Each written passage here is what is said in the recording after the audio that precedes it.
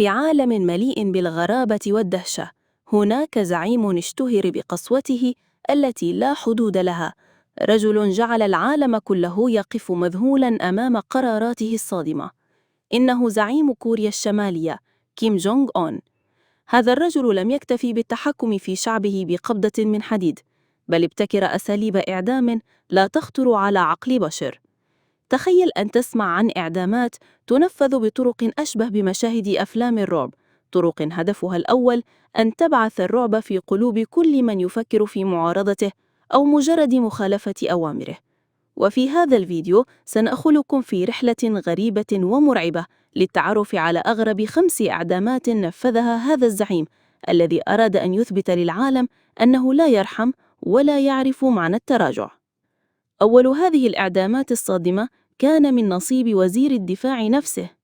تخيلوا، الرجل الأقرب إليه الذي يفترض أن يكون محل الثقة والحماية انتهى به الحال ضحية لغضب الزعيم. السبب أنه تجرأ وتغافل للحظات أثناء عرض عسكري رسمي، فأغلق عينيه وكأن الملل تسلل إليه. وهنا اعتبر كيم جونغ أون أن ذلك إهانة شخصية لا تغتفر. لكن الصادم لم يكن قرار الإعدام فقط، بل الطريقة التي نفذت بها، حيث أصدر أوامره باستخدام مدفع مضاد للطائرات. نعم، مدفع ضخم يستخدم عادة في الحروب لتفجير الطائرات في السماء، جرى توجيهه إلى جسد إنسان واحد ليتحول في لحظة إلى أشلاء متناثرة أمام أعين الجميع. بهذا المشهد الدموي أراد الزعيم أن يرسل رسالة رعب قاسية لكل مسؤول أو جندي يفكر في التهاون أو إظهار أي ضعف أمامه. أما الحادثة الثانية فكانت أبشع مما يمكن تخيله، فقد قرر الزعيم أن ينهي حياة أحد كبار المسؤولين بتهمة الخيانة والتآمر، لكن بدلاً من إعدامه بالرصاص كما هو معتاد، اختار وسيلة لا تخطر على عقل. أمر بإحضار عدد من الكلاب المفترسة الجائعة لعدة أيام، ثم أطلقها على جسد الرجل وهو ما يزال حياً، لتنهش لحمه قطرة قطعة في مشهد وحشي لم يسبق أن شاهده العالم إلا في أكثر الأفلام رعباً.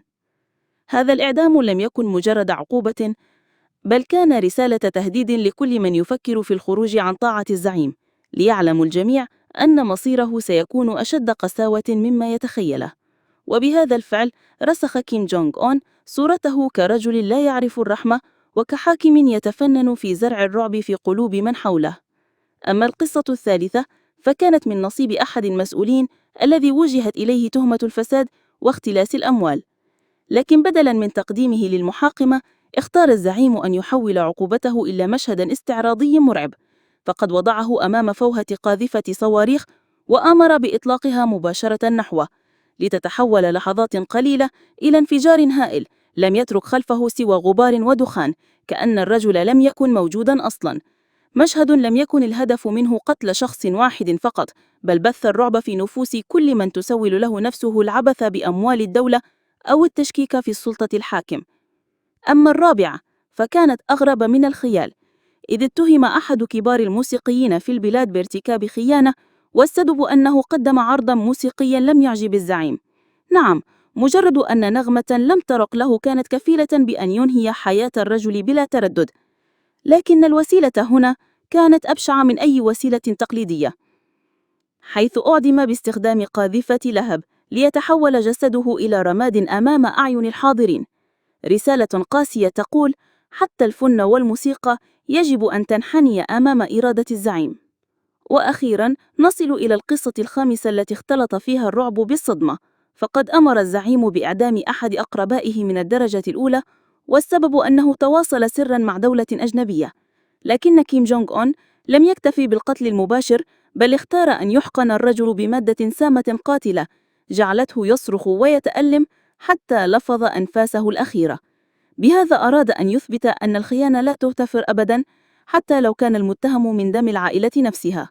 وبذلك أصبح العالم أمام 5 قصص إعدام تعتبر من أبشع ما يمكن أن يفعله حاكم في العصر الحديث، قصص تؤكد أن الخوف والرعب هما السلاحان الأقوى الذي استخدمه كيم جونغ أون لإخضاع شعبه والسيطرة على نظامه.